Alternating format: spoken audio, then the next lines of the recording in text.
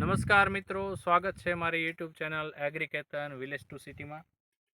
મિત્રો, ફૂગજન્ય રોગોની જે આપણે વાત કરતા હોઈએ છીએ હંમેશા, તો ફૂગજન્ય રોગો જે વરસાદ પડ્યા પછી આપણને કપાસમાં નડતા હોય છે એનો તાદ્રશ તમને કરાવું છું.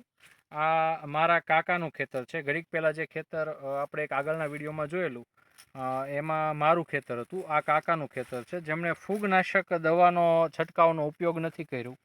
પરિણામ એ આવ્યું છે કે આપ આ છોડને જોઈ શકો છો કે છોડનો વૃદ્ધિ અને વિકાસ મારે જે છે એ જ છે, પણ આ જે ફૂગજન્ય રોગ છે એને કારણે આ જે કાલાસ જે કપાસ છે એ તળવાની જગ્યાએ આખા બધા જીંડવાઓ કાળા પડી ગયા છે.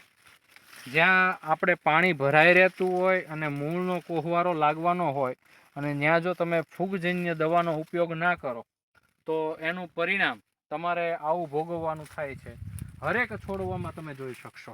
ખાલી એવામાં જોઈએ એવું નહીં. હું જે તમને ખેતરો બતાવું છું કે તાદ્રશ કરાવું છું એ દરેક ખેતરમાં તમને ખાલી છેડાનો કોઈ એક છોડ જે લઈને નહીં, પરંતુ આખા ખેતરમાં તમે ગમે ત્યાં જાઓ તો એનો જે રોગ છે એ રોગ તમે આ ઉડીને આંખે વળગે એવું એવી રીતે તમે જોઈ શકશો.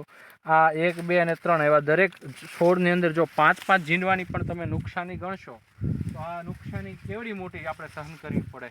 તો એટલી કિંમતનું કોઈ પણ ફૂગનાશક દવા હોય છે તો એની કિંમત એવડી મોટી થતી હોતી નથી મિત્રો.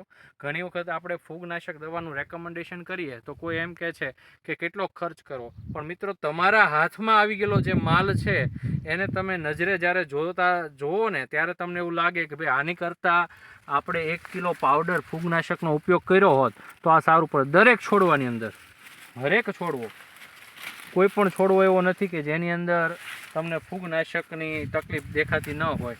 તો મિત્રો, આ કાકાને પણ આપણે સજેસ્ટ કર્યું હતું કે ભાઈ આ પાવડર મેન્કોઝેબ તત્વ નામનું જે કાંઈ તત્વ છે ફૂગનાશક એ તમે જો છાંટશો તો નહીં આવે, પરંતુ એમણે એ વખતે બીજો પ્રયોગ કર્યો અને ફૂગનાશકનો ઉપયોગ ન કર્યો તો એમને આ બાબત સહન કરવાનો અત્યારે વારો આવ્યો છે.